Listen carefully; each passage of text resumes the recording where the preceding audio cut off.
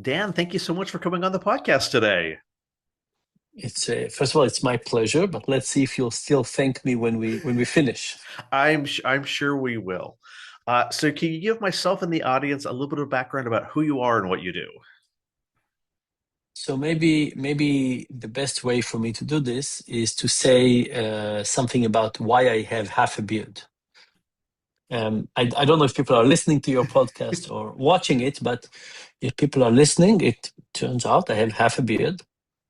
One half of my face is without hair, the other one is with, including with some white hair. Um, and the story of this half a beard is there's a few elements to it. The first one is that many years ago I was badly burned.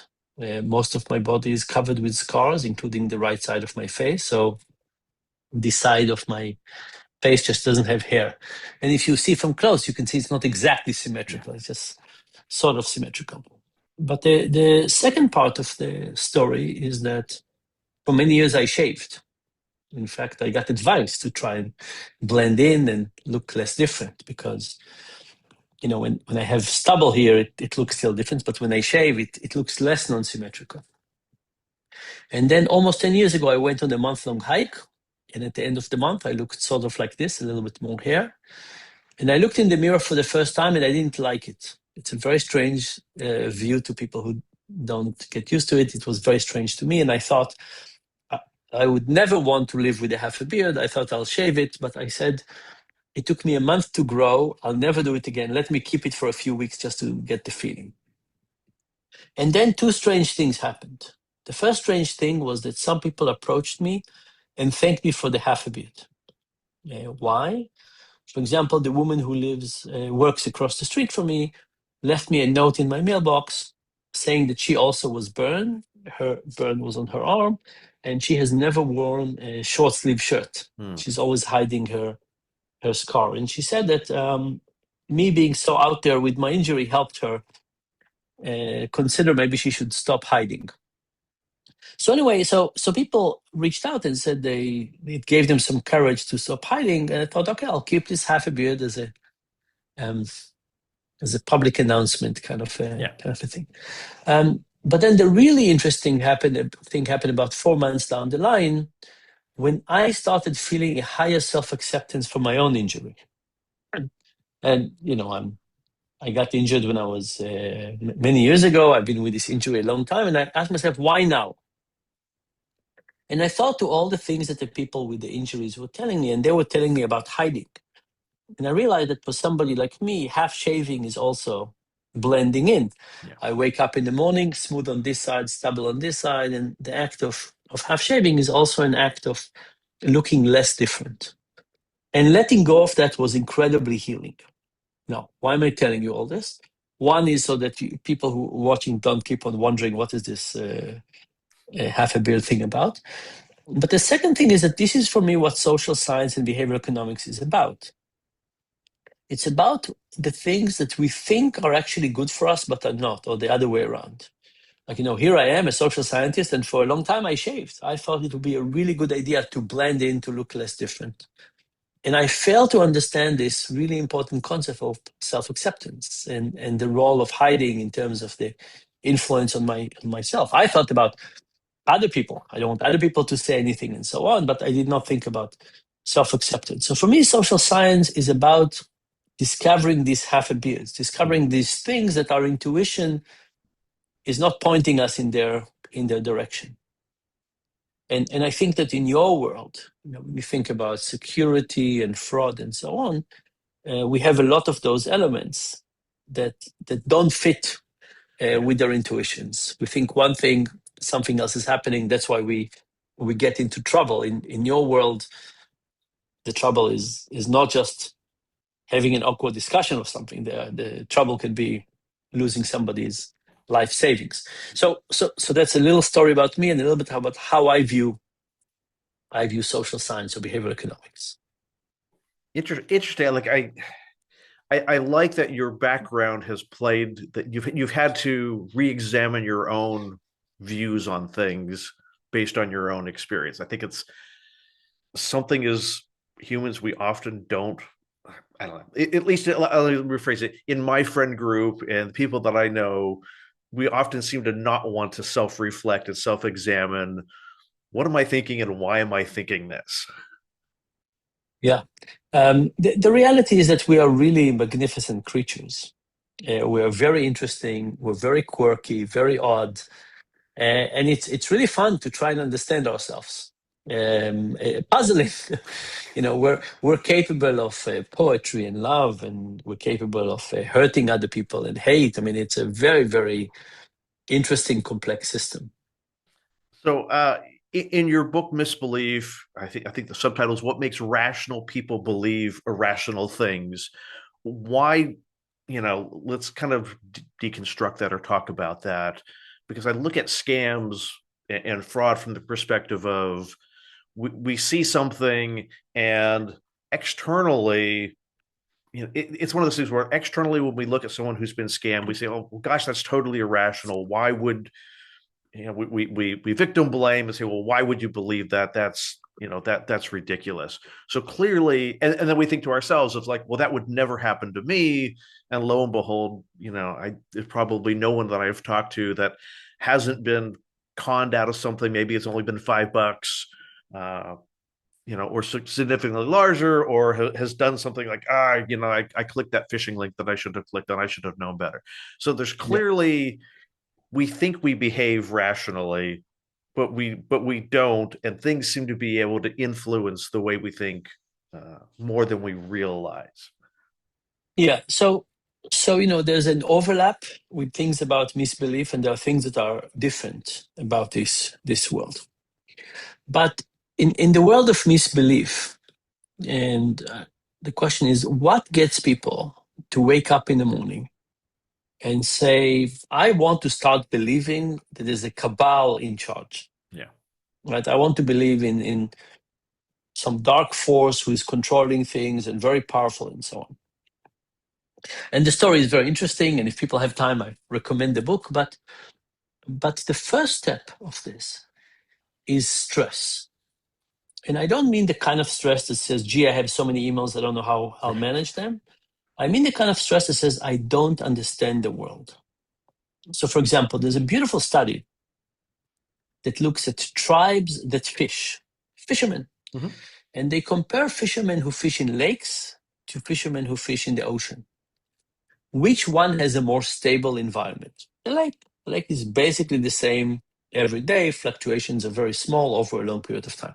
The ocean, huge fluctuations, rain, storms, waves, and so on. Which of those two types of tribes do you think develop more superstitions? You would The you ocean. Yeah. Why? Because we are really bad when we feel we don't have control. And what's interesting is that when people feel stressed and they don't understand what's going on, we want a feeling of control. I'll give you another study. Imagine a frame with random white and black dots, what we call white noise. White noise can be auditory, but could be visual. And I show you one of those and say, Chris, do you see a picture, an image in there? You say yes or no. I show you another one, another one, another one. I show you 20 of those. But I increase the stress that you're under. So, for example, in one study, you go skydiving. And I show you these things on the ground, when you get to the plane, when you get high up, just before you jump. What happens? As stress increases, people see more patterns. Hmm. Why? Imagine you're in the jungle in our evolutionary history, and you're stressed because you think there might be a tiger nearby. What does your system do? Your system says, oh, you see these two leaves? I see a tiger behind it. Your system goes into hyperdrive when we're stressed, trying to see patterns. So when it comes to misbelief, the first thing that attacks us is stress. Something bad happened, we don't understand, COVID, unemployment, illness, all kinds of things like that. And we're looking for a story. And the story needs to be something we can explain. Ideally, not us, it's somebody else to blame, and so on. And that's how misbeliefs start. And then they have a life of their own and so on. Now, before we go into that world, I want to say a few more words about your world. So a lot of our human skills are a double-edged sword. Yeah. They're good and they're not so good. My metaphor for the human mind is that it's a vintage Swiss Army knife. Vintage Swiss Army knife. What do I mean by Swiss Army knife? The Swiss Army knife is not particularly good at anything. There's not a single task because if I can only have the tool of my choice, I would choose the. No. You would never choose the Swiss Army knife. What is the greatness of the Swiss Army knife? That it's kind of okay in lots of things and we can carry it with us. Yeah. Kind of okay, lots of things. The human brain as a decision-making tool is kind of the same thing. Not great at anything, kind of okay in lots of things and we can carry it with us.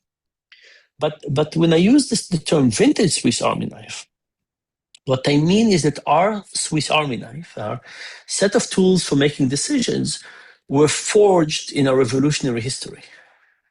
We were facing very different challenges. We were facing small communities of people that we will meet again, almost for sure, for a very long time. The food environment was very different. We didn't have to worry about retirement. We didn't have money. We didn't have compound interest. We didn't have cryptocurrency.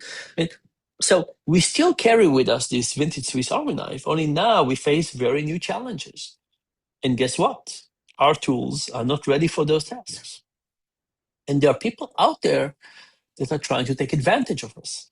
So they recognize the places where we fail and try to take advantage of it. So here's an example. Somebody analyzed and came with the conclusion that one of the best investments for companies in the US is to invest in lobbyists. Yeah. Why? Because it turns out that people are cheap. If you go to somebody and you buy them a beer and a sandwich, in 30 minutes, they'll be your friends. Not lifelong friends, but they'll start seeing life from your perspective. Now, that's a wonderful thing. It's a wonderful thing that we can make friends so easily. All it takes is a beer and some time, and you can get somebody to be your friend. You mix it with politics, all of a sudden, it's kind of dangerous. So in our evolutionary history, we wanted people to be able to create relationships quite quickly, to trust each other, to work together, to reciprocate. I do something for you, you feel comfortable to do something for me back. It's kind of wonderful, right? Even think about this podcast, right? You write me, say, hey, Dan, would you mind? Sure. You're another human being. Why not? It's a beautiful thing. At the same time, it can be an open for some really negative stuff. So we need to understand that we have these tools from our evolutionary history that served us. But now in the modern environment, they expose us to be vulnerable. And in terms of trust, it's one of those things that keeps us very vulnerable. Our trust is wonderful. If you ask me, do I want humanity to be less trusting? The answer is no. I love how trustworthy people are. In general, people are very trustworthy. Do you know this game called the trust game? I know trust falls, but I don't know if I don't know if I'm thinking the same thing you are. Okay. So imagine two people. They're in different rooms. They never met. They'll never see each other. Everything is anonymous. We say to person one, hey, person one, I'm giving you $100. You can do one of two things with this $100. You could either take it and go home, in which case you have $100, or you can send the money to person B in a different room. You'll never meet them. You don't know who they are. If you send the money to person B, the money will quadruple on the way. And when it comes to person B, it will be $400. Mm-hmm. And person B can do one of two things. They can take the money and go home, in which case you, person A, has $0 and they have 400, or they can send you half back. Now, it's an interesting game because you say, I don't know what the other person would do, but if they're worth trusting, I'll give them the money. If they're not, I will not. And the interesting news is that most people think that the other person is trustworthy. Mm-hmm. Most people, almost everybody sends the money, and almost everybody sends the money back. So here's an amazing news. We think we're trustworthy, and we're trustworthy. when you get into your realm, all of a sudden, this thing that usually works for us quite well can be incredibly dangerous. And we are carrying with us these tools that say, I care about other people. Like if I think about the most recent scam that somebody scammed me, it was out of empathy Yeah. to the other person. Now, would I like to cancel empathy? No. But do we need to recognize that sometimes it creates damage? Absolutely, absolutely yes. I had another thought that I want to show. So one thing is to think about trust, right? Um, Another thing that kind of is worthwhile saying is that the issues of security are often in a category we call low probability events. Yeah. And there's an interesting thing with low probability events that our learning cycle teaches us the wrong lesson. Yeah. So let me explain. Imagine that I'm thinking about texting and driving. And imagine I think that the probability of texting and driving and something bad happen is 2%. One day I'm kind of in a traffic light, the phone is buzzing, and I use my phone while driving and nothing bad happens. Yeah. After all, it's only 2%. How do I come out on the other side of this event? People come out of this event, oh, maybe it's not 2%, maybe it's only 1.8%. With low probability events, every time we act badly, but nothing bad happens, we learn the wrong lesson.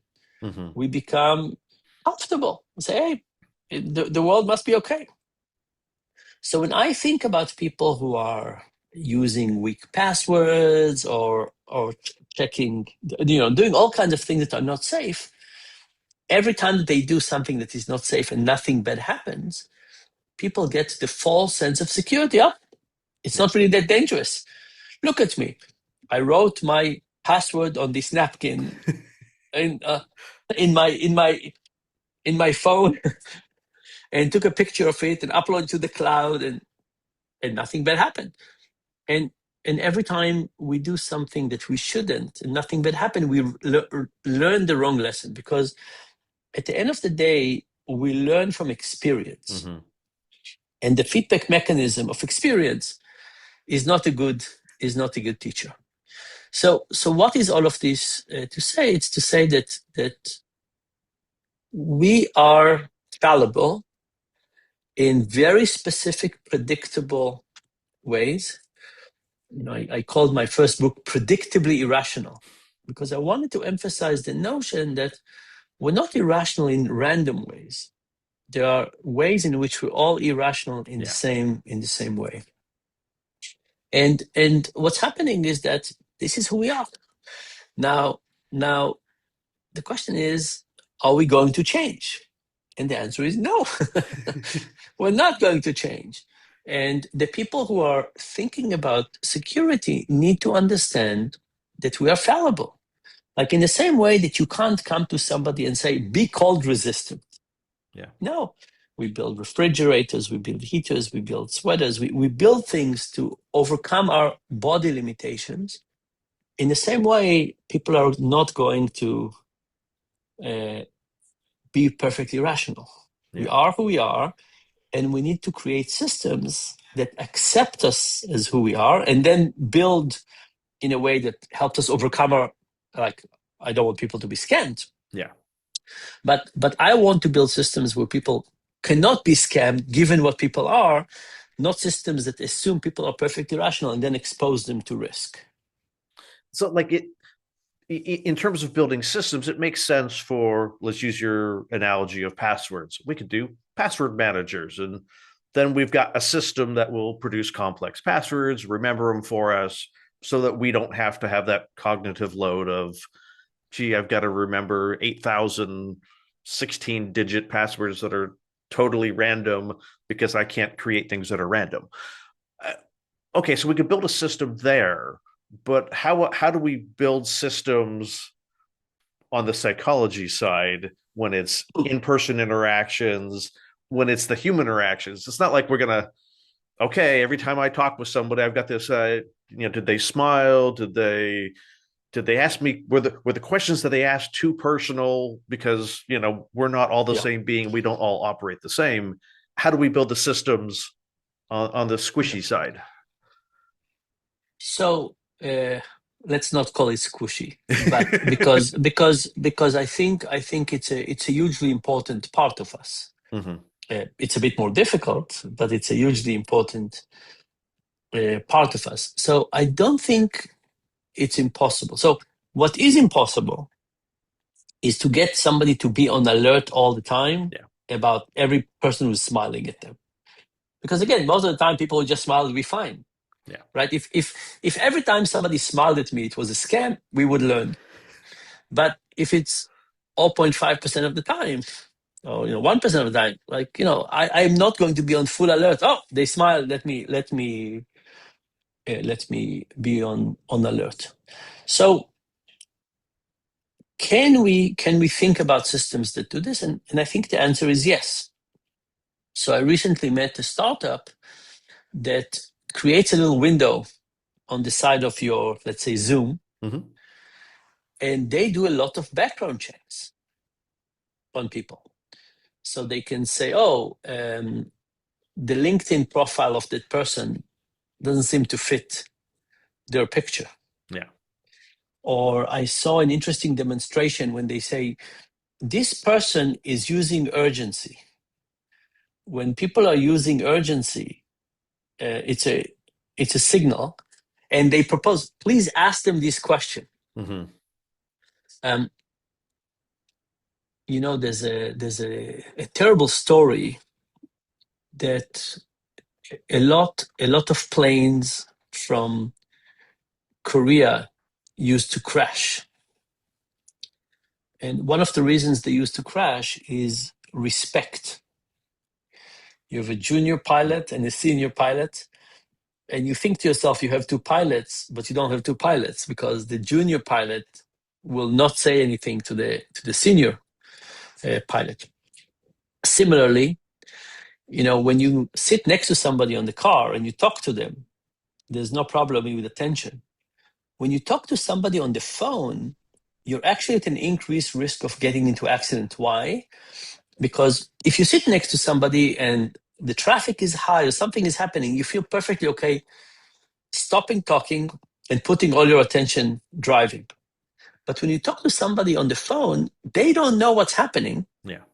And out of politeness, you keep on the conversation flowing. You don't have the same freedom to just be quiet for 30 seconds and focus. So, and it's kind of crazy because we're too polite for safety. So, can people be rude? Like, we have a discussion and this thing alerts on the side. Can I basically say, hey, Chris, can you prove to me, please, that you're a real person and not a scammer? Not going to happen. Yeah. Um, I sorry for the randomness, but I used to go to, because I'm injured, I have lots of medical issues. So I used to go to doctors' offices, and they always say, hi, Dan, I'm doctor, whatever. Yeah. And I always wanted to say, Professor Ariely to you. Like, why are they doctor and I'm Dan? And I would say, okay, I'll say that. But then, you're kind of in a white coat, your butt is hanging outside, you feel this small, and they come into that room. And at that moment, it's their room and not my room. And they say, hi, Dan, I'm Dr. Something. And, you know, I don't feel comfortable. I could feel comfortable saying it outside, Yeah. but at the moment, the social pressure is very high with respect and so on. So, at the moment when you're talking to somebody and they look like your boss or somebody, you're not going to say it. So anyway, I think we can create a system like this. But if we understand, but we need to understand the reasons. We need to understand, okay, scammers use authority Yeah. and scammers use urgency. And so anyway, I think, can we solve it? No. But can we get much better? I think the answer is yes. But we need technology on our side that helps us. If you say, oh, let's just give people a module on risks, it's kind of amazing, because when was the last time a module on anything really fixed a real problem? Yes. We need things. We need things that help us in real time. But by the way, tell me, this is, I'm not in your industry, so I'm an outsider. But it looks to me that the security industry is amazing, spending a ton of money Yeah. on all kinds of things, and that the weakest link in the whole thing is the human side, and almost no money is spent on I, that part.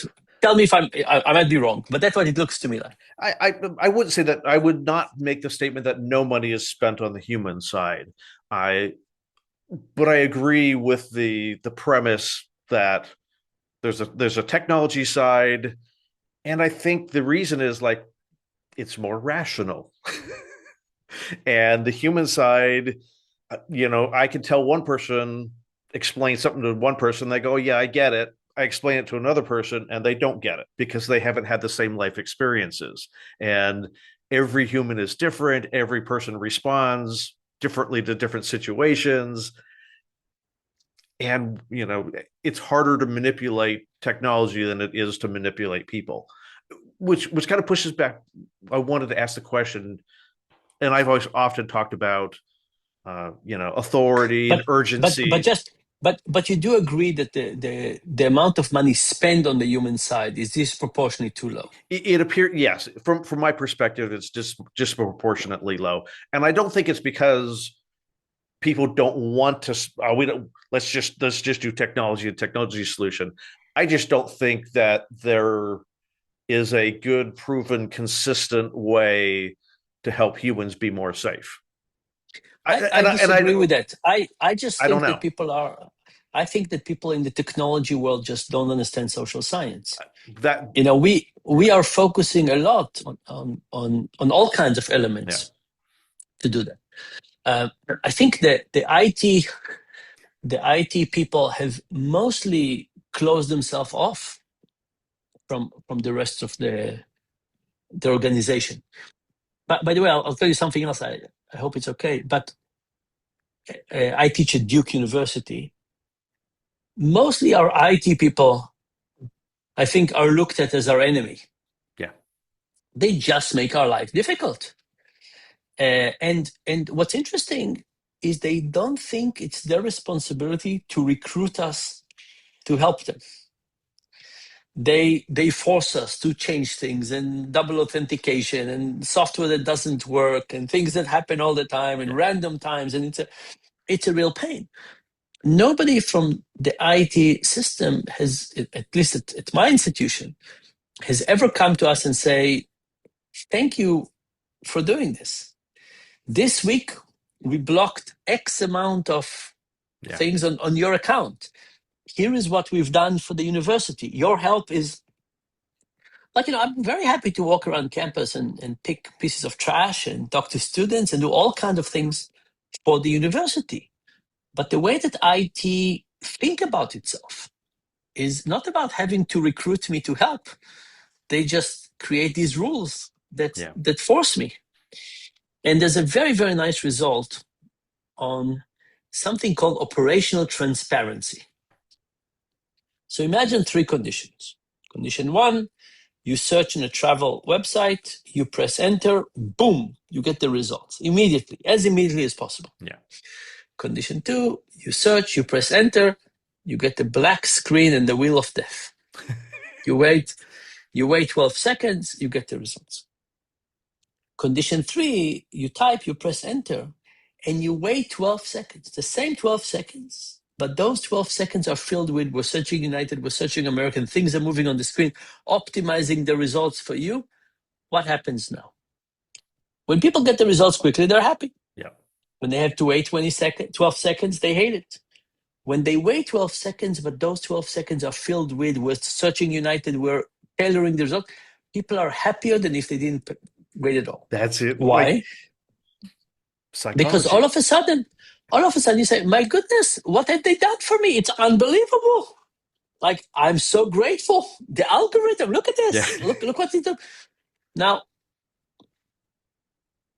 for me, nobody has an IT, even though they do magic for us, and they do. Nobody has ever shown me the magic and got me to be grateful. Hmm. The only thing they get me to do is, why are you doing this to me? I don't understand the reason. I just know it's annoying. Um, Also, with me, with my disability, it's extra annoying.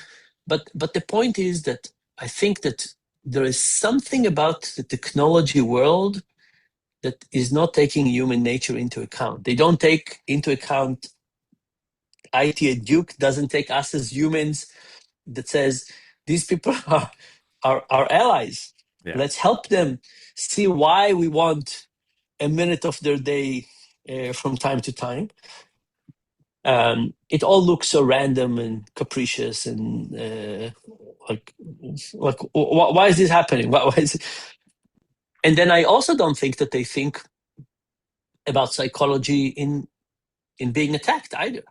Yeah. I would agree with some of that and disagree with some of it. I think there is a change in cybersecurity to start being more human, let's say, and realizing that I think there was probably an early on perception that we can solve all the security issues with technology. Thinking, whereas psychologists would say, "Hey, we can solve all the problems with helping people be better people. Then we don't need the technology." Um, Yeah, I don't think we would I'm say that, making but it up, yeah, but yeah. yeah, So I think there is this movement now from a lot of people that are coming up in cybersecurity saying, look, we have to partner with people. We have to help the user understand why we're doing this and yeah, help them be part of the process. And so I think that process is some institutions it's going to take longer to transition. Some have done really well with making it a collaborative environment.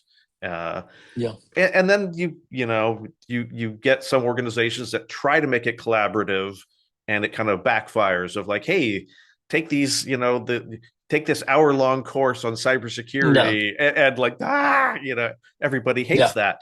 But I wanted to go back and ask you that question about I've always like looked at scam and fraud with there's an appeal, there's an element of authority, there's an element of urgency, there's an element of emotion, and it could be empathy. greed, it could Yeah, be fear, it could be empathy.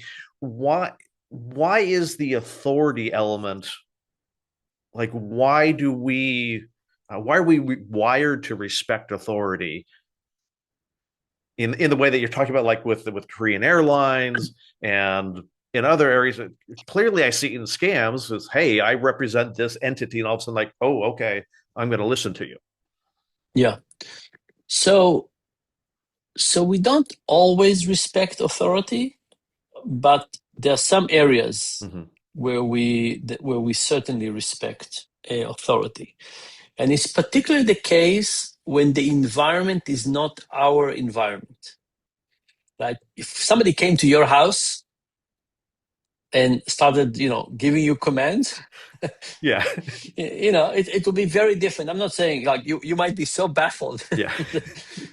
Like, if somebody says, oh, make me coffee, like, you know, Okay. uh, but but um, but human society is very hierarchical, and we accept instructions. Some of the most amazing experiments in psychology were about adherence to authority. Yeah, There were these old experiments where people were asked to torture other people under authority, and guess what? A shocking amount of people went ahead with that. yeah, We are basically, when somebody tells us something to do in an environment that we're not sure what is the right thing to do, we are very, very adherent to that instruction. Then you add time pressure to it. We're not sure what to do. We're not comfortable saying, "Are you sure this is okay?" So out of politeness and so on. And of course, another thing that helps us is that we don't really think very carefully about the consequences Mm-hmm. of what we're doing, right? So, um, and then it also happens step by steps, right? So it's rarely the case. Uh, so another area of my research has been on dishonesty. We have a very nice movie on that, kind of a documentary that captures this. But a lot of it is a slippery slope. Yeah. A lot of it is a slippery slope. So when you say, if you came and you said, "Oh," even in the experiments on the electrical shocks, it wasn't as if they say, "Oh, give this person a shock that could kill them." No, they started very low and they went high up. And once you listen to something, it's easier to listen and you form a relationship. But yes, when we don't know what are the exact rules to adhere to, we basically look outside to understand what is expected from us Mm-hmm. in this particular case. And what's expected from us can, if somebody's trying to take advantage of us. The same thing I told you about being in a doctor's office.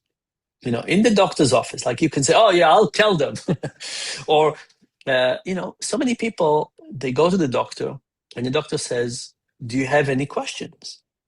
And people say no. Yeah. And then they leave the office and you say, "Do you really have no questions?" They say, "No, I do have questions. It just felt like they were really busy. I don't want to be a bother." Like they ask you, "Do you Yeah. have questions?" And with doctors, by the way, we did once a study in which we asked the doctors to say, instead of saying, "Do you have any questions?" The doctor said, "I know you have many questions. Mm. Please ask me your top three." Very different result. Yeah. All of a sudden, people have questions. So authority and respect are very much within us. By the way, it's true for all the animal kingdom. Yeah. Hierarchy is a really big deal. So how do we? What are some? You talked about the doctor asked, yeah, changing the way the doctor asks the questions. Are there Yeah. questions that in our interactions with people that we should be asking ourselves, or when we do things that we should be asking ourselves, well, why did I do? Like, what are some of like the inner monologue that might be helpful for us in scam prevention or fraud prevention? Okay. So first of all, when things are moving fast, it'll be really hard for people to ask themselves questions. Mm-hmm. When you are in the middle of a scam on the street, very hard to stop and ask yourself questions. The whole thing is designed to get you into turbulence and do something. Yeah. But one thing we could, if we have the opportunity, okay, one very good thing to do is to decide never to act quickly on anything. Mm-hmm.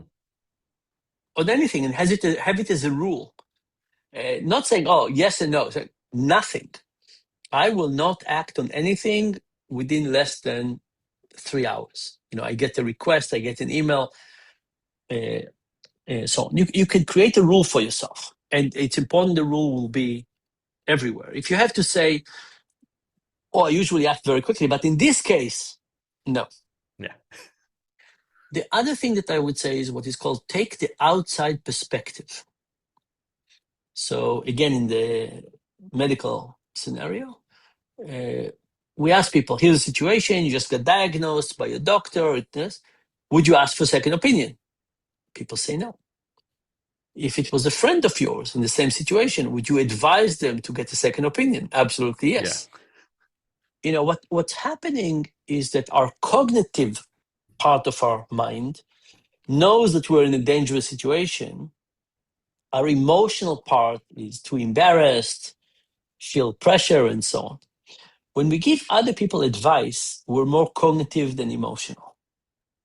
So you could stop and ask yourself, if I had a friend that corresponded with this unbelievable beauty on Telegram, and she told him that her grandmother was sick and needed money, what advice would I give him? Yeah. Now you are thinking about it more rationally. Every time you give advice, you're more rational than emotional. So a trick we're saying is think about the situation, give an advice to a hypothetical person who's very much like you, and then turn around and accept that advice. That's probably the tricky part also. That's right. That's right. But at least you're aware. You basically say to yourself, okay, there is something. Let me describe that situation. What would I really do here? So I think we need to get ourselves out of acting very quickly, Mm-hmm. and then the outside perspective is very good. And then we do need technologies. We do need technology. AI is getting so much better. Yeah. Like I read about some scam where an image appeared on one of these platforms and video, and it looked like the real person. Yeah. And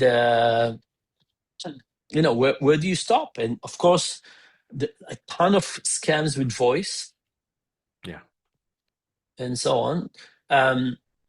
So, by the way, there was a thing I wanted to do with somebody is to teach people about scams more frequently. So from time to time, companies send people phishing mails, and when you click, it says, this was a Yeah. phishing email. I don't think it happens enough. Mm. And it's only phishing. Yeah. The reality is that we need a lot of practice in this. Like imagine that we created like an experience that felt more like a game. Here are 3 messages. Which one is the scam? Yes. And there Can are people that are doing cybersecurity education from that point of gamification. Yeah.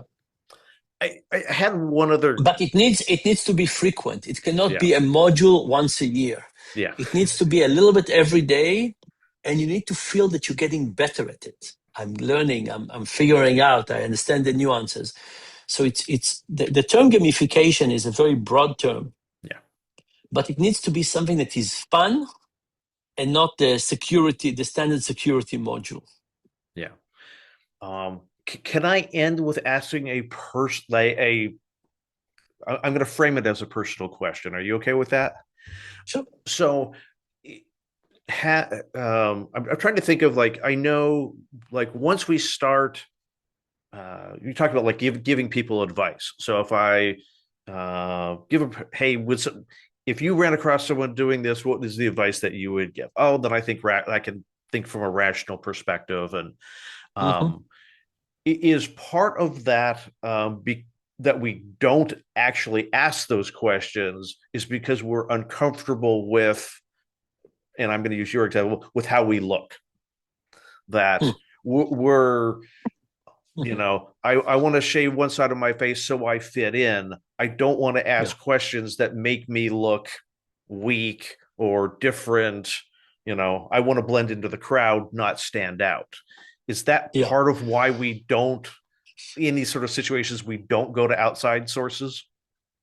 Absolutely. So we are very much in a maintenance of our reputation business a lot of the time. Mm-hmm. So there were these really amazing experiments where you show people 3 lines, long, middle, and short. And then on the other side, there's 1 line. Let's say it's like the middle. And they're in a big group. Yeah. And everybody but the participant is saying the wrong answer. And when you get to the participant, they look and they also give the wrong answer most of the time. And when you change the prestige of the people around the table, like in a college, maybe they're in a fraternity or sorority or something like this, the numbers are even higher. Mm-hmm. We are basically in a constant struggle for maintaining our image in our own eyes, in the eyes of others. We're embarrassed. We don't want to make mistakes. And the people on the other side can absolutely use that, Yeah. right? Because if I come in as a high authority person and I tell you that everybody but you have already given their signature and you're the last one, and there's a deadline. I mean, we can make all kinds of Yeah. things, and you say, what if I don't sign? How will they think about me? Am I the only one? You know, the story of the king is not the king is naked. Yeah. Um, it's very, very tough. It's very, very tough to go against the grain, against the crowd, to say something. And we can all say, oh yeah, we would do that.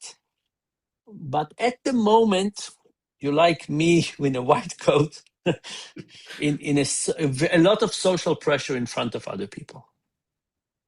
Are there ways that we can, dial it down a little? Like, okay, so we can't eliminate our desire, Yeah. the inherent wanting to fit in and to not stick out. Are there ways that we can dial it down just a little bit? Yeah. So I'll give you an analogy. I did some studies on free, and I show that when people sell free ice cream, people stand in line for 45 minutes, no problem. Mm-hmm. And the trick about free is to say, what if it was 10 cents? And you say, oh, I wouldn't stand here for 45 minutes if it was 10 cents. Then don't do it for free. Yeah. One of the things about authority is to basically replace that person and say, what if it was my buddy who was asking me this? So, like in the free, you could say, what if it was not free? What if it was 10 Yeah. cents? And you have a request from an authority figure. You can try to neutralize the authority by saying, what if it came from somebody who is not in an authority? Would I still feel the same urgency, the same need, the same hesitation to ask a question? So that's a good exercise, right? When you say, how much of my urgency to act here is because of the authority versus the content Mm-hmm. of the words? And again, unfortunately, the people that are doing this are using Really the good. urgency and the authority and all of that to help us not to make those rational analogies. So we have to practice it. We have to practice, yeah, and I think this approach of gamification is to practice, like to practice and get better at it, right? We need to get better, even getting better at rehearsing terminology. Like, is it okay if I get back to you? Like, let's say the provost, in my case, the provost of the university called me, and I thought that maybe could I start practicing? Would it be okay if I waited and answered you tomorrow? Yeah. And if I practice this, it could be better. But we have to remember that time is on our side. Like every delay helps us think in a better way. Okay? Getting more information, making sure we're doing something, um, and then the learning from low probability events. Yeah. Every time we do things quickly because somebody asked us without all the procedure and nothing bad happened, we learn the wrong lesson. Yeah. It's going to take lots of personal work for everybody. So Yeah. Dan, if people want to find out more about what you're writing, what you're doing, where can they find you online? So I have a website, danariely.com, danariely.com. And then I have a couple of, I have a few books that I wrote, and a movie, a documentary. And I'll just say that right now I'm working on two books. One is about what is holding us back in terms of taking risk, and how could we get people to be more bold in our actions in life. And the second one is I'm trying to analyze the last chapter of people's lives. Mm-hmm. What are the mistakes we make, and how can we live a more fulfilled uh, last chapter? Oh, I look forward to being able to. Both of those topics are very interesting to me. I very much look forward to those coming out. Thank you so much. Dan, thank you so much for coming on the podcast today. It was delightful. It's a fascinating topic, and I would please keep me in mind as you learn more about this and when human nature comes into clash with these new technologies. Absolutely.